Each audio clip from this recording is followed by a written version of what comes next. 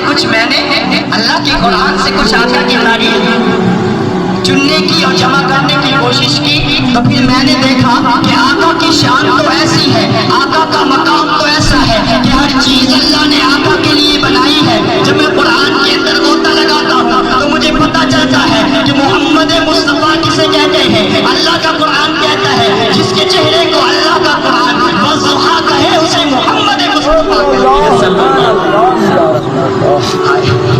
جس کے چہرے کو اللہ کا قرآن والضحیٰ کہے اسے محمد مصطفیٰ کہتے ہیں۔ جس کی زلفوں کو اللہ کا قرآن واللیل کہے اسے محمد مصطفیٰ کہتے ہیں۔ جس کی جبین کو اللہ کا قرآن طٰہٰ کہے اسے محمد مصطفیٰ کہتے ہیں۔ جس کی زبان کو اللہ کا قرآن لسانک لتعجل بہ کہے اسے محمد مصطفیٰ کہتے ہیں۔ جس کے دانتوں کو اللہ کا قرآن لسانک لتعجل بہ کہے اسے محمد مصطفیٰ کہتے ہیں۔ جس کے سینے کو اللہ کا قرآن الم نشرح لک صدرک کہے اسے محمد مصطفیٰ کہتے ہیں۔ جس کے ہاتھوں کو اللہ کا قرآن وما رمیت اذ رمیت کہے اسے محمد مصطفیٰ کہتے ہیں۔ جس کی رحمت کو اللہ کا قرآن وما ارسلناک الا رحمۃ للعالمین کہے اسے محمد مصطفیٰ کہتے ہیں۔ جس کی ختم نبوت کو اللہ کا قرآن ما کان محمد ابا احد من رجالکم ولکن رسول اللہ وخاتم النبیین کہے اسے محمد مصطفیٰ کہتے ہیں۔ جس کی معراج کو اللہ کا قرآن سبحان الذی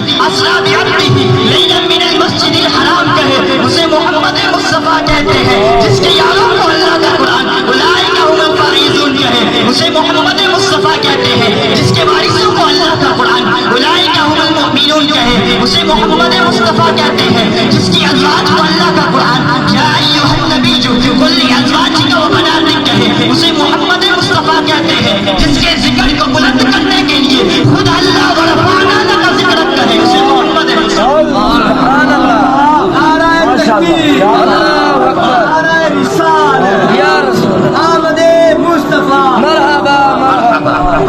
اچھا اب اس سے آگے ایک قدم چلتے ہیں۔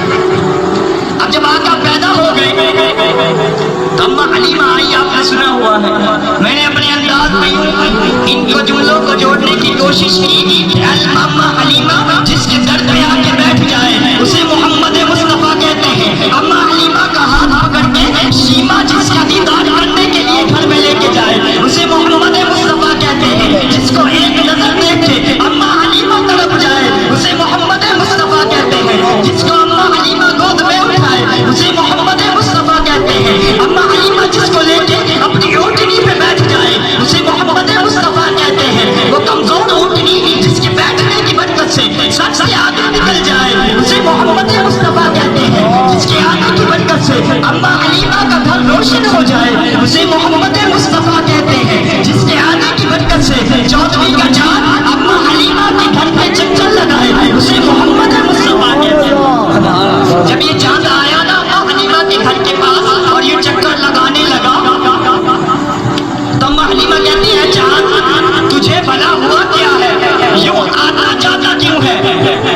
اے چاند تجھے بھلا ہوا کیا ہے، یوں آتا جاتا کیوں ہے؟ اٹھا دو اگر میں نقاب احمد تو اپنے چہرے کو چھپاتا کیوں؟ سبحان اللہ۔ پھر اماں حلیمہ کہتی ہے اے چاند تو میرے پسند کے تلوں سے مات ہے نا، پسند کہتے ہیں لال کو، مات کہتے ہیں جو کم روشن ہو مدھم ہو۔ تو اماں حلیمہ کہتی ہے اے چاند جو تو میرے پسند کے تلوں سے مات ہے نا، میرے گھر نہ آیا کر تیرے گھر اپنا چاند ہے۔